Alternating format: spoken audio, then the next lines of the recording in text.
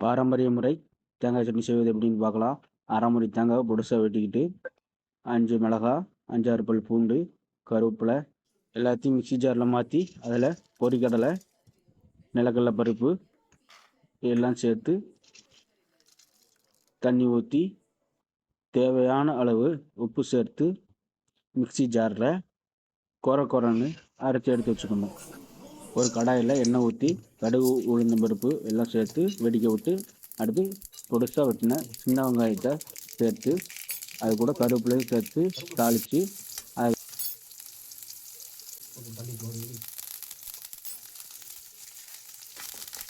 அரைச்சி வச்ச சட்னியை தாளிச்சத்தில் ஊற்றி தேவையான அளவு தண்ணி ஊற்றி அதில் தேவையான அளவு உப்பு சேர்த்துக்கணும். அவ்வளோதான், நம்மளோட பாரம்பரிய முறை தேங்காய் சட்னி ரெடி ஆயிட்டு.